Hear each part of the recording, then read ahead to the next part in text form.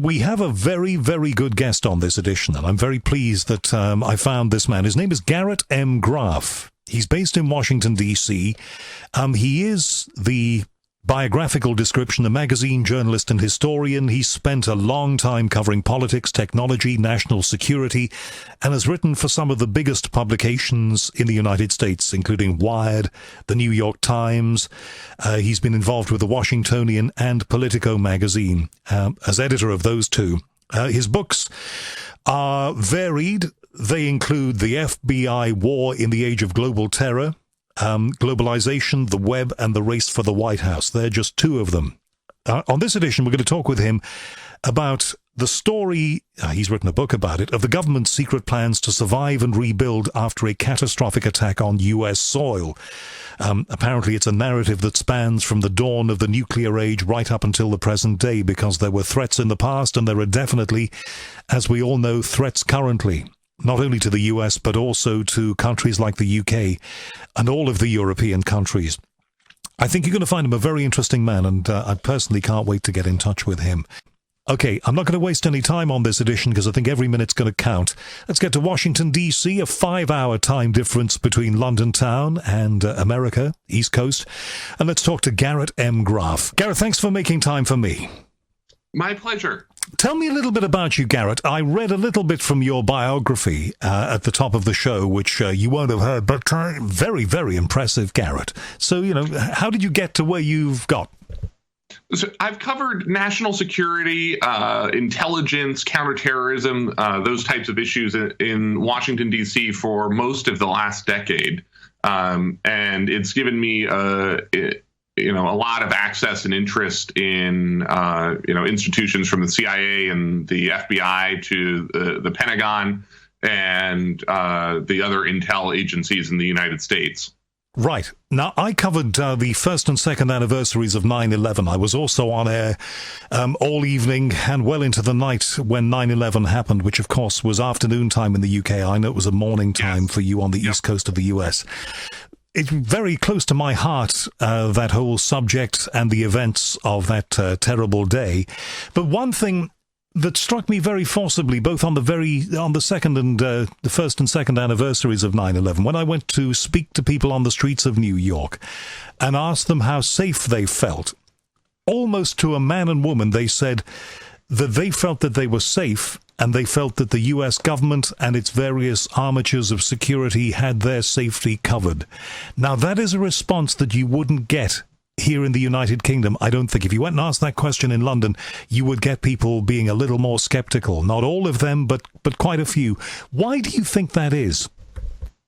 So, some of it has to do, obviously, and this is an area where I don't pretend to know your history as well as you do, but the UK and the US just have very different histories with terrorism. The US, it has been a very rare and relatively only modern phenomenon for us, certainly in anything at a large scale attack, whereas, of course, the UK has weathered, in many ways, decades of IRA terrorism and other incidents, more recently stemming from Islamic extremists. And, this is, I think, a lot to do with the cultural traditions of both of our countries, in part because, and I say this as a compliment, while the UK might have more of a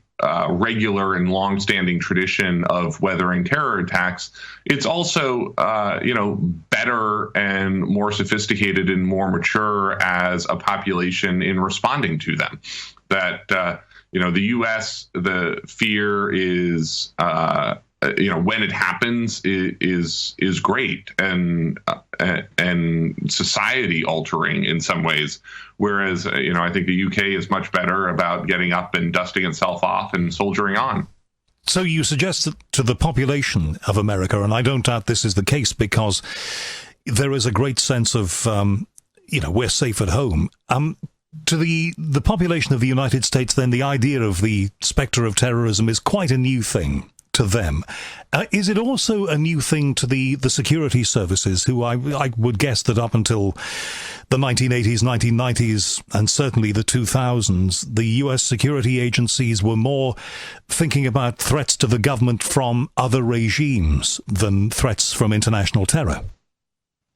Yeah, I mean, some of it is talking about the scale of the issue as well. The FBI and law enforcement in the United States was certainly used to dealing with terrorism, certainly from the 1960s onwards. I mean, one of the things that we forget a lot about today is just how common airplane hijackings were worldwide through much of the 1960s and 1970s. I mean, in the 1970s, you had a commercial airliner hijacked almost every single week in the United States.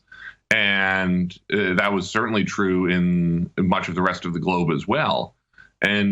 But that was, those were low-grade incidents. I mean, they were not, the goal was neither the total destruction of the aircraft, nor was the goal to destroy targets on the ground, as we saw on 9/11 itself. I guess the big shift was certainly this side of the Atlantic, but definitely on your side of the Atlantic, was the thought that if you found yourself on a hijacked plane, that's a big spin of the roulette wheel. The chances of that happening very small. 9/11 showed that ordinary people doing ordinary things in ordinary places could suddenly be in the crosshairs. Absolutely, and that was, and also, up until 9/11. The recommendation for everyone involved in a hijacking was to, sit back, relax as best you can, and let the professionals handle it. The idea that a hijacker would be attempting a suicide mission had never really occurred to law enforcement, pilots, or passengers before that day. The FBI as a security agency, I mean, my memories of that were an old TV series that they used to rerun here with a man called Ephraim Zimbalist Jr. In it, who wore a very, very smart suit, and it was called the FBI. And I got this impression of an all-embracing, all-American organization that had my safety and security absolutely at heart. But I wonder how organizations like the FBI, who worked in that way in the past, managed to cope with something that you can't predict and is very hard to investigate. In terms of terrorism, the kind of people who are involved in that are not the kind of people who might have been involved as agents of a foreign power or be involved in some kind of major crime. Well, absolutely. And part of that challenge, obviously, is that what you saw after 9/11, and really, if people begin to dive into this, I'm using 9/11 as a very clear turning point, but there had been shifts in this, much earlier, in 1998 with the Al-Qaeda's attacks on the U.S. embassies in Tanzania and Kenya, the bombing of the USS Cole in 2000 in Aden Harbor in Yemen. That one of the things that really challenged the FBI and U.S. and U.K. security services up until then was they had all been geared towards after-the-fact investigations where, a bomb would go off and, you flood the zone with agents and investigators, and then you go out and you arrest and prosecute the perpetrators. Well, in a large-scale attack, A, the damage is too great to wait for that to happen, and B, what we saw on 9/11 were effectively 4 different suicide missions. And so there's no one left for you to go out and prosecute, and so prosecution isn't the deterrent. And so the FBI, and again, I'm using the FBI a little bit as a shorthand here for the intelligence community writ large in the United States and the UK, but the FBI really had to reorient itself towards trying to interdict and identify these plots before they took place. And part of that challenge also is something that we, a much later evolution, a much more recent evolution in this has been this shift towards the so-called lone wolf attackers, sort of these self-radicalized people who have not necessarily traveled to Pakistan or to Yemen or to Somalia or Afghanistan to get weapons training and bomb training, but just pick up a knife or pick up a gun and go out and attack someone. And so you have now the challenge of identifying and interdicting and stopping attacks by people who may not have really done anything illegal up until the moment they launched their attack. You have a new president. I think the world knows that now. His name is Donald Trump, and he is taking a different view of many, many things, although some things that he is doing are the sorts of things that presidents in the past have done. I'm thinking about his, he said he wouldn't get involved in the Middle East, and now he kind of is. Yeah. But when we see things like the firing recently of Mr. Comey, and various other views, he wants to get hands-on involved, it seems to me. Do you think that there will be a change in the way that America does these things within the next few years? I don't necessarily know that that's a case, in part because I think what we are beginning to watch right now, I've been following very closely the Comey story as it has unfolded since his firing. I think, in all honesty, we are watching the beginning of the unraveling of the Trump presidency. And it's challenging to say whether we might actually even, I think, have Donald Trump as president for the next 4 years at this point. I mean, it seems you could look at this one of two ways, as you say, the unraveling very early of this presidency, or the fact that the realities of being in office have started quite quickly to dawn upon him. There are things that pragmatically you have to do. Yeah, and part of what we've seen with the president is he came to this office with no experience in governing and no experience in working in Washington or on the world stage, and some of his voters certainly saw that as an advantage. I mean, that was part of the reason that he won the election. But at the same time, I mean, on sort of issue after issue, what you are seeing is him saying, oh, wow, like this turns out to be more complicated than I thought. And, he actually expressly said that in terms of healthcare, where he gave a speech, a couple weeks into his presidency, where he said, nobody thought healthcare could be this complicated. And you're like, well, no, actually, yes. Literally everybody understands that healthcare is this complicated. And, then in meeting with the president of China, discussing China and North Korea, he said, I listened to the president of China for 10 minutes and I realized it wasn't as easy as I thought. Well, look, as far as I'm allowed to express a view, and some of my listeners don't like me talking about American politics to any great degree, but I studied it at university. I am a great, follower of the scene there. And also, just in terms of being a citizen of the world, I think we have to have some interest in and concern, about things. What I wonder is, and I pray that America stays safe, and I pray that you don't see the kind of terrorism and the terrorist price exacted on your streets that we've seen exacted on our streets. But, assuming that might happen one day there, and Mr. Trump will be forced to react, and he does have ultimate power over the security agencies, what do you think he might do? Or is that impossible to predict? It's impossible to predict, in part because, almost by the day here, he is getting more and more constrained by what I would call loosely the normal constraints and paths of power here in the United States. And certainly that's been true in the hours and days since the firing of Jim Comey.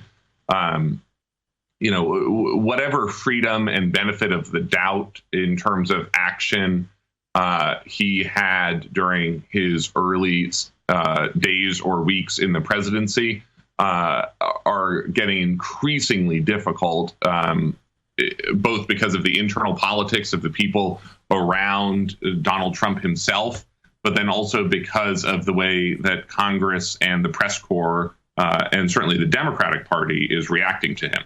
Mm. Now, we have a situation here, but it's a situation everybody everywhere faces. We are trying to find ways to, as you say, interdict, to stop terrorist attacks before they happen. Now, one of the ways that you do that is by intercepting electronic traffic. And there are measures proposed and in the works here that involve internet service providers and others who handle communications having to hand over encrypted data, etc.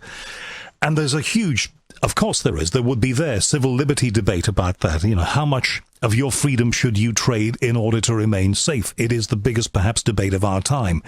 And, you know, I'm just kind of wondering how Mr. Trump is going to react when such things are proposed there in the States.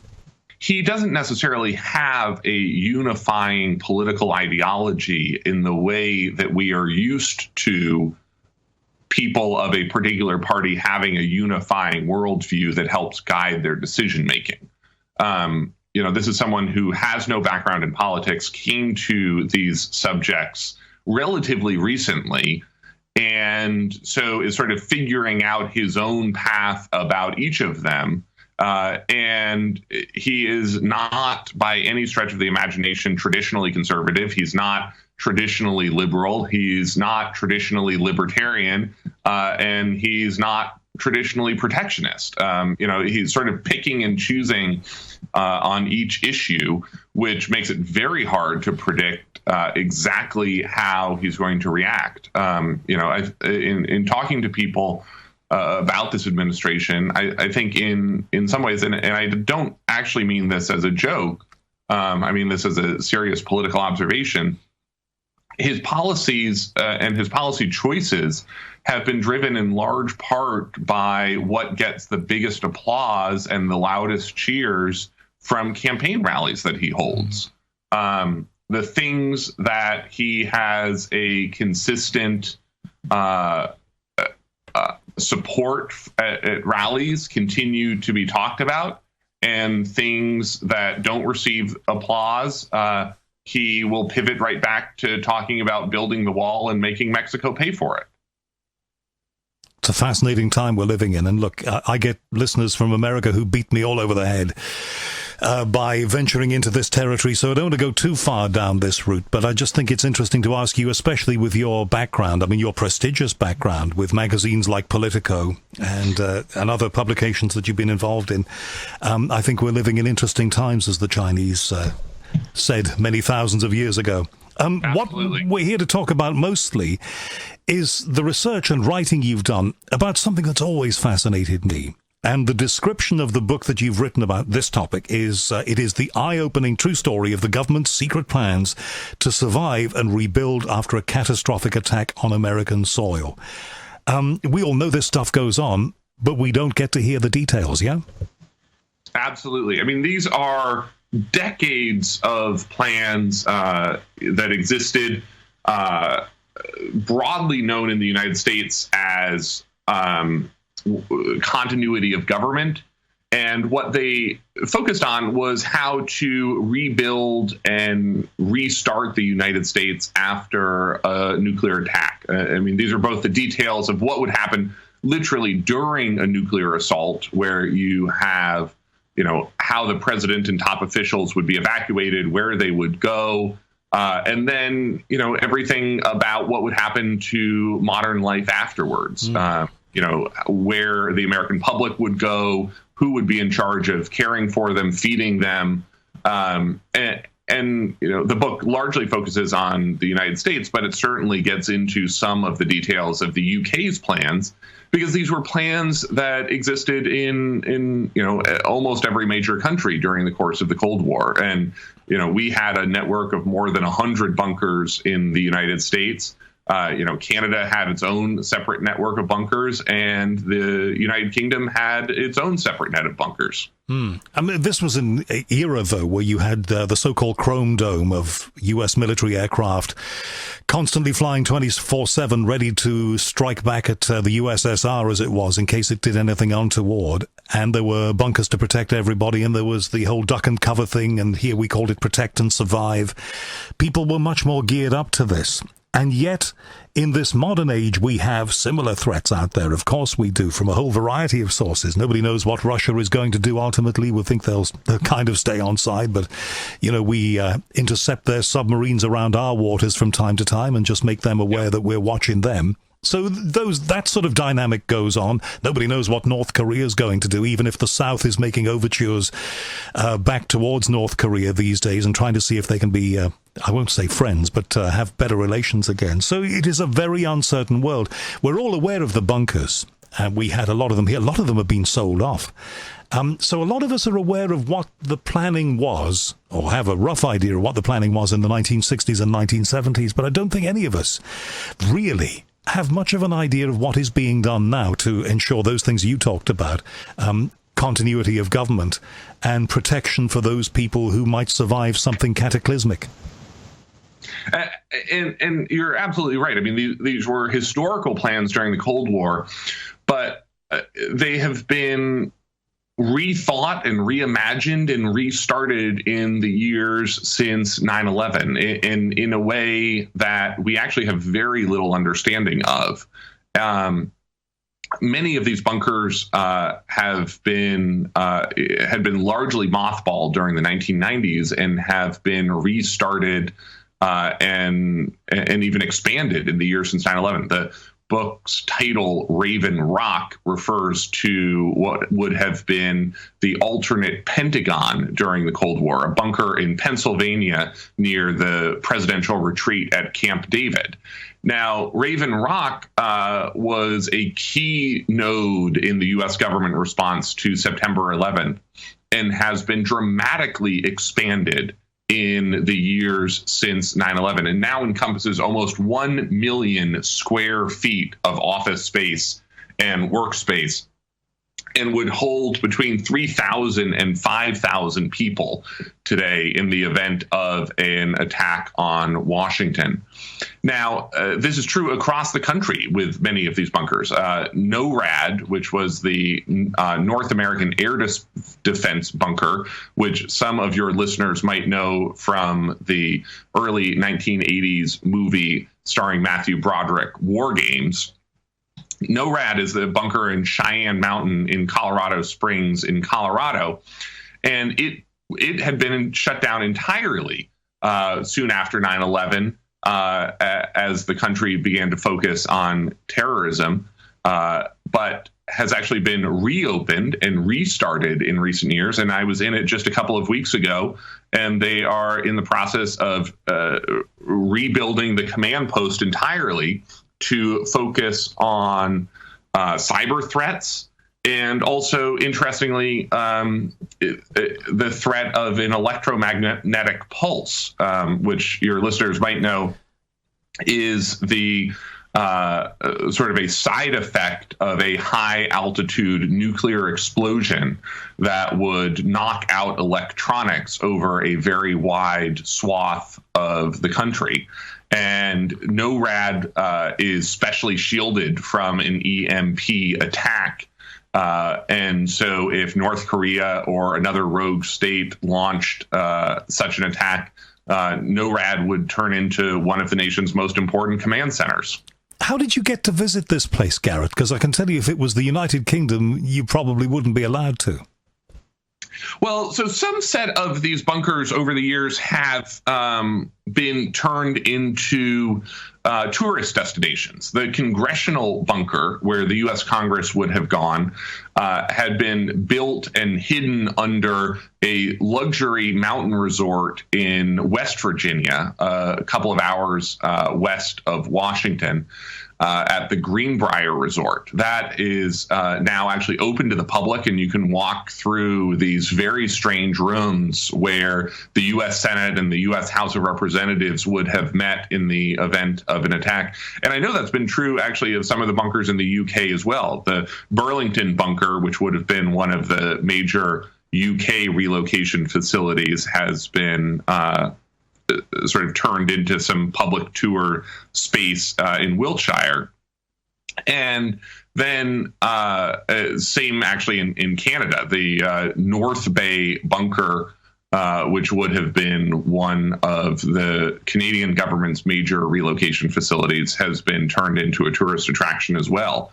Now, many of these bunkers are still in use today. Also, as I said, NORAD, Raven Rock, and the third one in just outside Washington is known as Mount Weather, which is where the president and the civilian arm of the U.S. government would go. That's still very much in use, and that and Raven Rock are totally closed to the public. But NORAD, because it is a sort of quote unquote normal military facility, does allow some access to journalists, working on a specific story or with a specific interest. I mean, it's certainly not a facility that you can just walk up to and tour under normal circumstances. As far as you are aware, authoritatively, I'm sure that you've asked questions of the right people.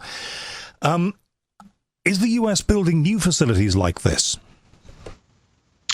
Yes, the U.S. is very certainly building new facilities like this. There have been a number built across the country since 9/11, but many of these bunkers just have continued to exist. And so you have this sort of very weird situation where, literally dozens of these bunkers across the country still exist and are still in use, not just these big ones that I've mentioned, but some smaller ones in places like Massachusetts, Texas, Colorado, Georgia. The U.S. built these sort of regional command posts around the country so that the U.S., after an attack, would, the federal government would break down into less one national government and more of a regional multi-state government network, which actually the UK did as well. I mean, it set up all of these regional command headquarters across the UK. And that is very much still how and where a lot of these bunkers still exist in the United States, in places like Denton, Texas, and Maynard, Massachusetts. It's going to surprise people that there is still a big emphasis on these things when the nature of the threat quite perceptibly has changed. The chances that somebody's going to loose off a dirty bomb, we hope they never will, somewhere in a big city, maybe downtown, Manhattan, whatever, or in central London, the chances of that are probably higher than the chances of maybe Kim Jong-un loosing off something, should he have the capability, that might hit San Francisco.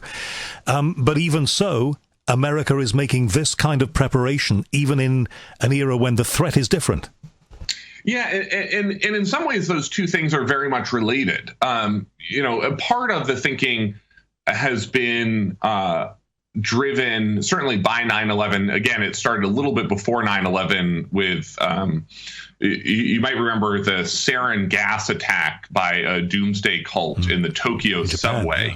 Was actually a major wake-up call for these planners in the U.S. government, at least, who really began to realize that that today's challenge with terrorism and with rogue states like Iran or North Korea is less the world-ending Armageddon of a mass global thermonuclear war with Russia, and more the possibility that on a random weekday, something terrible would happen, just in Washington.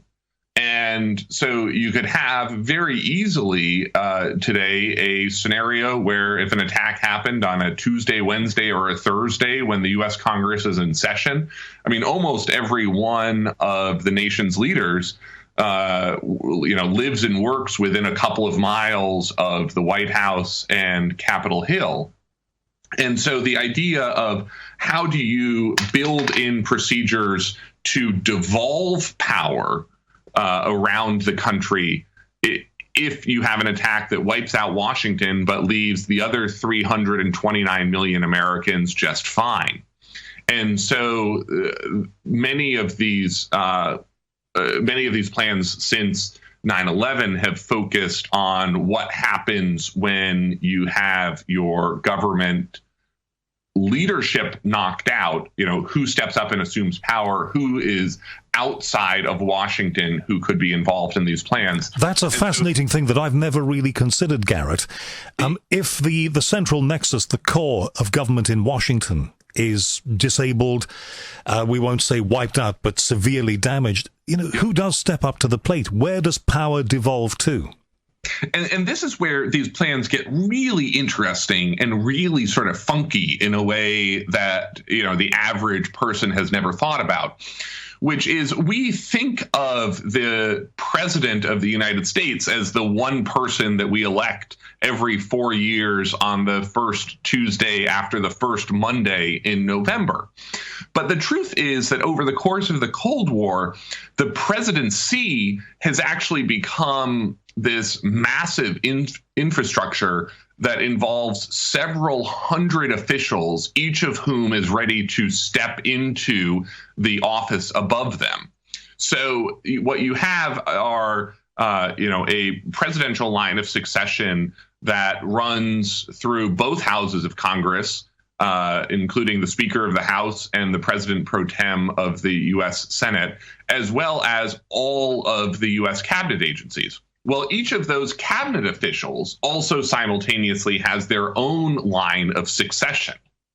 And so, you have 20 people in line for the U.S. presidency, and then each of those people has 20 to 25 people in line for their jobs. And so you very quickly end up with sort of some weird situations if something happens to Washington, where you have someone like the UN ambassador stepping into the role of the Secretary of State. Actually, even the ambassador to the UK is one of the senior officials in that line of succession in the State Department outside of Washington. Really? And then, as you get sort of further down through those cabinet posts, you have people like the U.S. attorney for the Northern District of Illinois, would be basically the top federal prosecutor in Chicago, would be effectively one of the top U.S. officials after an attack on Washington. And you have sort of this strange collection of high-ranking officials who live and work outside of Washington who would be in charge of reconstituting the U.S. government. And so, these people that you have never heard of, that you have never thought about, would be the ones after an attack popping up and saying, greetings, I am your new cabinet and your new president. Well, that takes me to a point that I wanted to get you to. It's all very well that they prepare themselves and they rehearse and they're ready for this. And all of these people who we've perhaps never heard of or don't hear of very often are ready to step up to the plate and do their duty. But the problem is, say in the event of that attack that we hope never happens on Washington, D.C., and the government is left in a particularly bad state, but it reconstitutes, the plan is there. But you've then got to explain that to people. And if you're not beginning to explain what happens to people now, because you wouldn't want to panic them, would you?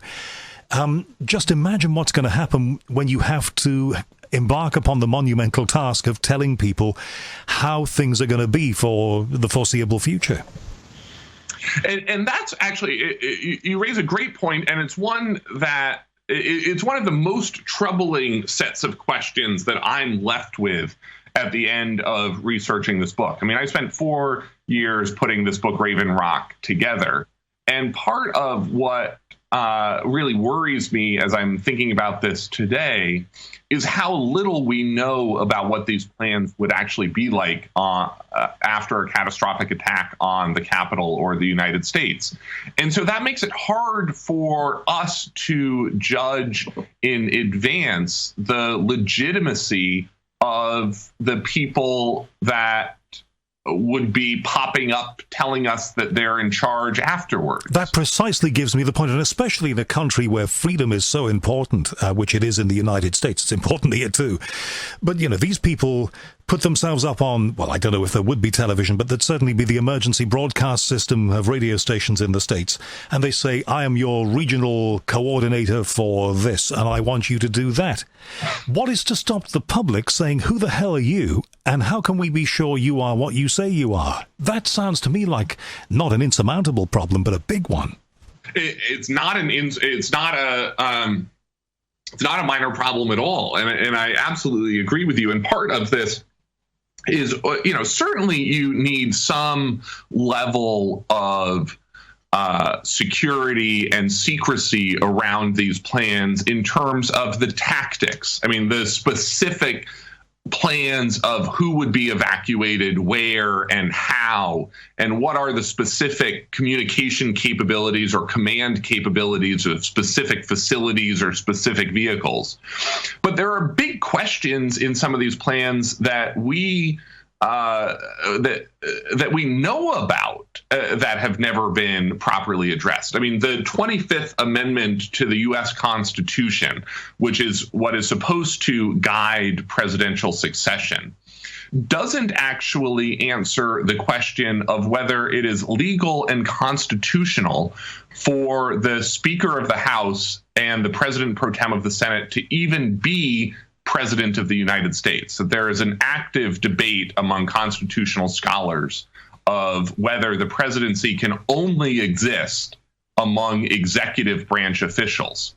And this is a debate that stretches back to the literal founding of the United States, when James Madison, the father of the Constitution, the man who really wrote this document, said that he didn't believe members of Congress should be allowed to be president. And so this is we know that there is a possibility that in the event of an attack that knocks out the president and vice president, you could have a struggle between the Secretary of State and the Speaker of the House or the President pro tem of the Senate. And both of them could be arguing and that they are the rightful president. And that is not the moment that you, as a nation or as a world, that we want to be having that debate. And you would have thought they'd have made plans for that, because you're supposed to be dealing with whatever did this to you and not fighting within yourselves. Absolutely. And there is no good system, and certainly no fast system, for us as a country to decide who the leader of the free world is, if there is such a fight. And so, that seems like exactly what you want to try to sort out in advance. And it's really stunning to constitutional scholars that we haven't. And what would be to stop in a situation like that? I mean, it is fascinating just to consider, and it's not beyond the bounds of possibility, that, say, maybe a rebel trucker in Nashville who had a big public following, or could establish a big public following, gets hold of a radio transmitter and says, these people are telling you this, but I'm setting myself up as your leader here. I'm going to look after your interests. We're going to rebuild. How do you deal with that? You're dealing with an external threat, potentially, or, a threat that's homegrown terror. You've got to find out what that's all about, where it's come from, and what it's going to do next. But you're also having to make sure that your legitimacy and authority is firmly imprinted on all of the states coast to coast. There's certainly that concern. Let me even make this a more basic concern. Let's say that you are the field grade officer who answers the telephone at Raven Rock, and you are, an Army captain, and you are 35 years old. And you have Speaker of the House Paul Ryan on one line saying launch nuclear weapons, and you have Secretary of State Rex Tillerson on the other line saying don't listen to him, don't launch nuclear weapons. I am the legitimate leader of the United States.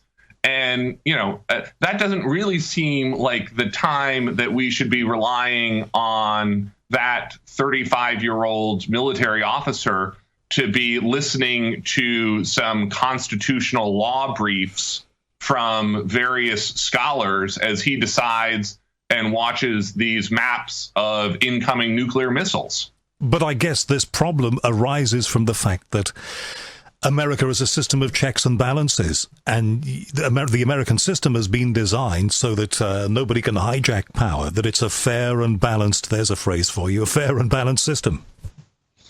Absolutely. And you know, this is sort of part of the challenge that we have watched Donald Trump unfold in American politics over the last couple of months and the last year, which is that we are coming to understand just how much of our government is not laws, but norms. And that we rely, as you say, on a informal system of checks and balances and norms and standards that are more rooted in tradition in many cases than they are in actual law. That's a worry. I mean, if you look at states like Germany, which, of course, rebuilt after the Second World War, the Americans and the British helped to rebuild their systems. And one thing that they brought in Germany was the Beamtenstaat, the legal state. Everything is enshrined in law. There is a regulation and a law, and it's all written down just to make sure that nobody like Hitler could ever rise up again in Germany. But in our systems, we don't have a written constitution here in the United Kingdom. You do in the United States. But a lot of it is down to dealing with the situation when it arises. Yes, and assuming good intentions on the part of the other actors involved in the incident. And in, you know, so this is sort of part of the challenge that you see sort of people wrestling with in terms of nuclear command and control in the United States now, which is, you know, we have spent 50 years trying to simplify the nuclear launch procedures to ensure that they can be executed as quickly as possible. And so we have removed all of the checks and balances on the president of the United States deciding to engage nuclear command authority. And that's been really worrying to Democrats and others here in the United States as they now begin to wonder, well, what happens if you don't think that you can actually trust the person in the White House with nuclear weapons? You know, that we don't have a system where, you know, the president and the secretary of defense have to agree, for instance, on the launch of nuclear weapons, or, you know, the president has to get, you know, a signature from Congress in order to do it. You know, he can launch a nuclear weapon at anyone at any time for any reason. And in the meantime, while all of this is going on, you've got to be explaining to the people what has happened and the fact that they are going to be safe. We assume they're going to be safe, and that we are working in your best interest to assure continuity and a future. Absolutely. And this is you know, where a lot of these plans come into place, which is they are incredibly detailed in a way that really stunned me as I was researching them. You know, this is not just about the president and nuclear launch authority at the moment of crisis. I mean, this is, you know, our national archives thought through, you know, very carefully not just the idea or not just the who to preserve about government in the United States, but what. So they decided, you know, that they were going to save the Declaration of Independence before they saved the Constitution. And the Library of Congress thought through that they were going to save Abraham Lincoln's Gettysburg Address before they saved George Washington's military commission. And then you have the U.S. Post Office would be the agency that was in charge of registering the dead and figuring out who was still alive.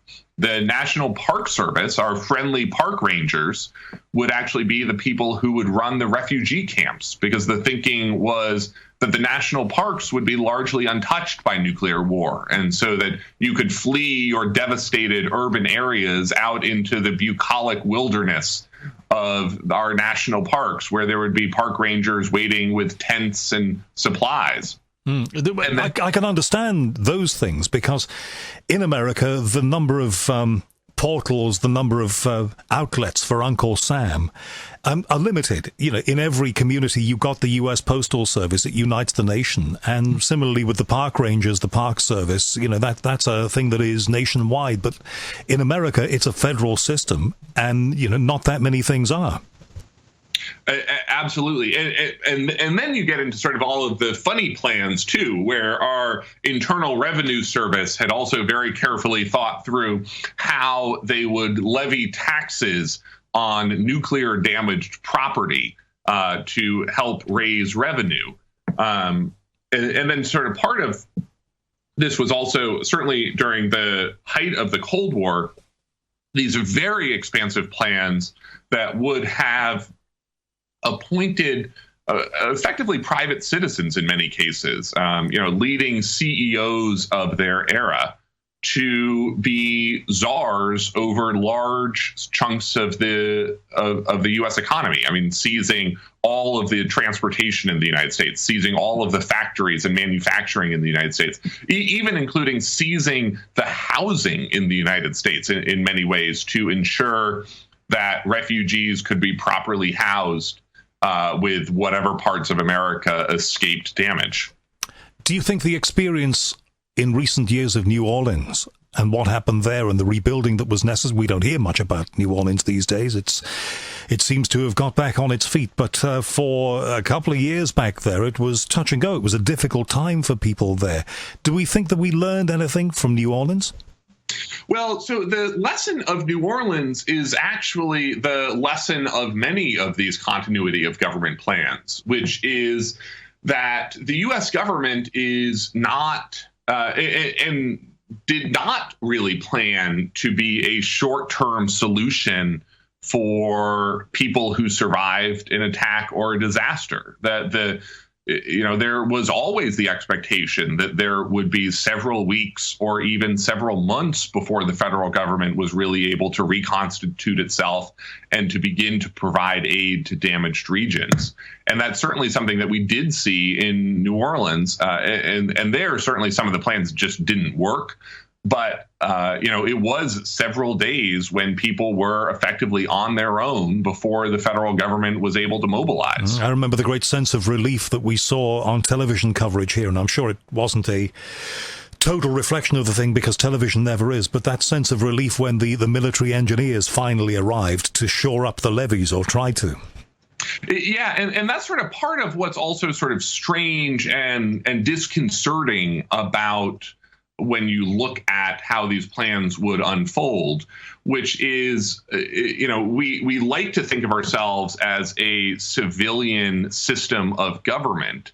But at the same time, there is an expectation among many people, and certainly among many of the planners here, who decided, that effectively, after a large-scale attack or even a large-scale natural disaster, we would have to declare martial law and rely on the military to help guide us back someday to a civilian government. And what you saw with Hurricane Katrina in New Orleans was actually the civilian leadership asking for that. I mean, they were asking for the U.S. military to step in. And as you say, it was a sense of relief when large columns of armored vehicles and men with guns arrived on the scene. And that's really troubling for a civilian society. Yeah, but I think, most people would think, well, there's going to be a plan that kicks in here and there'll be various agencies and they're going to make it all right. And as those people who were in the, what was it that, the Kingdom, what was that building called that they were all in there? There was a big... Yeah, the Kingdom. The Kingdom, yeah. All of those people in the Kingdom for so long discovered where law and order was beginning to break down by some accounts. Things do not work as smoothly as you might want them to. Absolutely. And that's certainly the case when you look at these plans in almost any sector during any era that they have existed since the 1940s, is it's really clear that these plans would not work in the way that they were intended. And in fact, in many ways, the one day that these plans were actually ever activated, September 11th, 2001, they very much didn't work as planned. And you saw this tension between the ability to hide senior U.S. officials and the necessity that those officials felt in trying to ensure that they were able to lead. I mean, there was sort of a very distinctive conversation about putting the president aboard Air Force One and getting him up into the sky where he was safe. But as we talked about in Congress afterwards, it doesn't seem like Winston Churchill would be remembered quite in the same way if during the Blitz he had said, you are all safe. Your government is in control. Don't mind me. I'm just going to take off and fly around London for the next couple of weeks. Mm-hmm. Yes, the perception of what happens is as important, I imagine, as the reality of what is done. Absolutely. And that brings me to a point that is the crux of all of this, isn't it, really? If something on a bigger scale than an attack on one place happens, if something that affects a number of sites, perhaps major cities, the unthinkable nuclear weapons are deployed by whoever's stupid enough to use them, what becomes of the people? What happens to them? Do they have to fend for themselves to an extent? Very much so. And this is...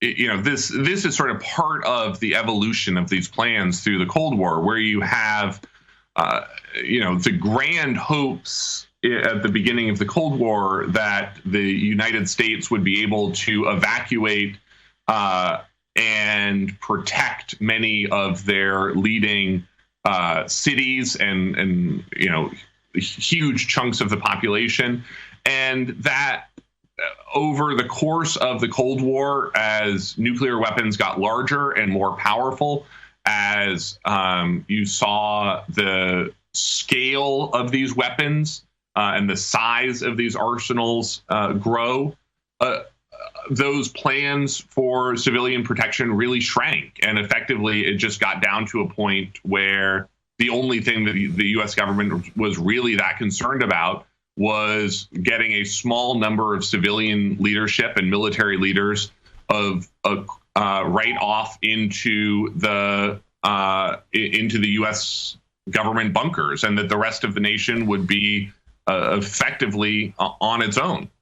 What a lot of people suspect, certainly this side of the Atlantic, where people are maybe a little more cynical one way and another, for reasons I can understand, let's say skeptical, for reasons I can understand, there is the view that the politicians have looked after themselves and they'll have a plan. The rest of us will probably fry.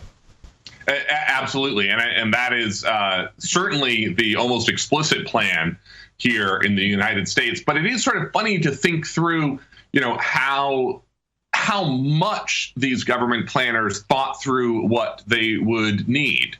The Canadian bunker at North Bay, for instance, had a whole CBC radio studio with a set of jazz albums so that you could continue to play jazz after the apocalypse. Good God. And in the UK bunkers, obviously there were provisions and thousands of tea sets set aside so that, even after Armageddon, none of the British leaders would be without their afternoon tea. Terribly important. Listen, I have been in one of the bunkers in this country, and I think it's been disbanded now, but we have national radio in this country. The BBC has a national speech station, and the main, you don't have long wave radio there. You have AM medium wave radio in the States, but we have long wave for one of our stations here, which covers, they're going to turn it all off now, and that's a whole other issue, because I don't think they should be turning off long range communication systems and relying on digital, but that's another debate. This big transmitter on 200 kilohertz AM covers from Scotland all the way down to, you can get it in France. It covers a massive area, so it's one frequency. Underneath the transmitter, in the Midlands in England, there was a bunker. And one night when I was working in radio in that area, we weren't supposed to go there. One of the engineers at that site, and it's 25 years ago now, so it doesn't matter, took us down to see the bunker. And in the bunker was a little German Ewer tape recorder to play back recorded information announcements. Just a very simple thing. A very basic mixer, a standard microphone, just the one, then some wooden furniture for somebody broadcasting to sit at. All of the broadcasting gear was encased in a glass case, rather like a display case that you would see in a shop, in an old-style jewelry store. And then there were bunk beds and places for people to sleep, and presumably stores of storable food, and that was it. And it was all rather, when you see it, and when you confront it face to face, it makes you think the unthinkable. It makes you confront the things that most of us, because we're busy people and we'd rather not think about bad things, but it makes us consider them.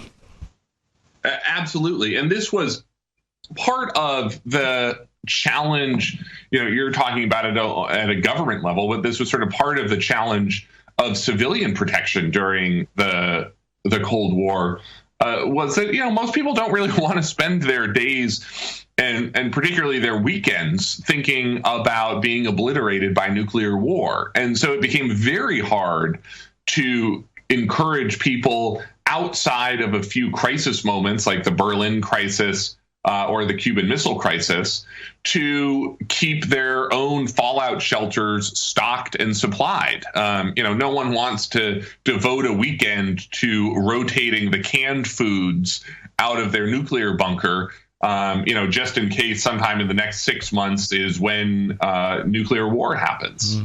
I get the impression, listening to a lot of American radio, which I do, there are companies that do very well out of advertising a year's supply of storable food, or what was one of the commercials, 20-year shelf life or 10-year shelf life, delicious bacon packed and ready to go. The reality is, I guess, the people who actually make those kind of preparations, even if they should, I haven't made those kind of preparations, maybe you have, but most people don't. Most people don't, but you do point at something that is certainly true about American culture these days, where there is, and I think that some of this is driven by 9/11 and the low-grade anxiety that has existed since then. That there is a sort of culture of doomsday prepping now that exists among people in the United States who really do think very long and hard about this. I mean, there are reality TV shows that you can watch here in the United States about doomsday preppers and their lives and just exactly what they have put together to help survive the apocalypse. Do you think politicians there, and to some extent a reflection here, do you think that they are doing enough to make us aware of the preparations that they have made for us in the event of something bad happening? Do you think they're being honest enough with us, in other words? Absolutely not. I think that this is one of the worst parts of these plans, is just how little we actually have knowledge of what these plans and how they would be executed today are. And that's pretty troubling, I think, for the reasons that we talked about earlier in the show about the fundamental legitimacy of some of these plans and procedures after an attack on Washington or a disaster in the country. But at the same time, I do think that there is more that the average person should probably be doing, that the U.S. government just doesn't really emphasize as much anymore. So people could be given guidance on, in the event of any kind of civil emergency, this is what you need to do. I suppose the stuff they wouldn't want to tell you about is the kind of powers that the authorities interacting with you as an individual citizen might be given in an instance like that. I'm sure the powers of the military and others to shoot, for example, are greatly enhanced. And, things like looting would be a capital offense. Yeah, I mean, so the highest level of these plans remain almost entirely secret today. They're called Enduring Constitutional Government, ECG. And what they have to do with is the interaction between the three branches of government, the executive, the legislative, and the judicial. And we know almost nothing about these plans. And this is an area where I think is really troubling and something that we need to be giving a lot more thought to during peacetime, during the time when we have an opportunity to debate these in a quiet form. So now you've done this research, Garrett, and talked to the people you've talked to, how do you feel about all of this? How do you feel that you're in Washington, it is a target. How do you feel about your own personal safety? Oh, I would like to say, and I laugh darkly here, I would like to say that I feel good about it, but I certainly don't. I mean, I think that the truth of the matter is, we would be in real trouble in the event of a major attack, in part because what we know about these plans these days and how they have worked the few times they've ever been used in the past is not well. And so I think that, it's important to have these plans in the hopes that some of them would work. But I think it would be a catastrophic disaster and that almost none of these plans would work in the way that we anticipate. And in the event of something catastrophic nationwide that affected many communities, in all of the calculations these clever people have done as to how everything will work, do they give any indication as to how long it would take to get some semblance of normal society up and running again? It depends a little bit, obviously, on the scale and particularly what was damaged. I mean, one of the things that people really worry about today are cyber attacks on the electrical grid. That has the potential to be catastrophic across a wide swath of the country pretty quickly and for a pretty long period of time. I mean, there's not a lot of spare power generating capability in the United States.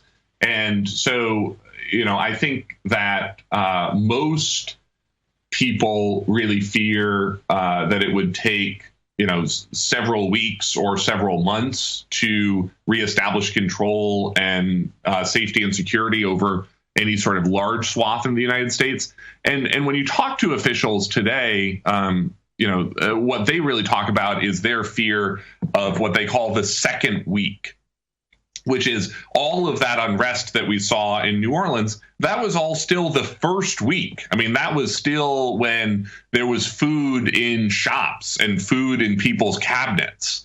It's that second week where food begins to run out, where medical supplies have run out, where water supplies have run out. That's where people really get worried about, how society would break down. So this is not just the job for somebody in a military uniform with lots of nice shiny gold braid on it and a pair of Ray-Ban sunglasses and a big hat to do. This is psychology too. Absolutely. Well, you've given me a lot of food for thought, Garrett.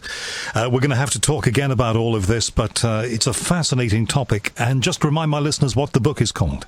The book is called Raven Rock, the story of the U.S. government's plan to save itself while the rest of us die.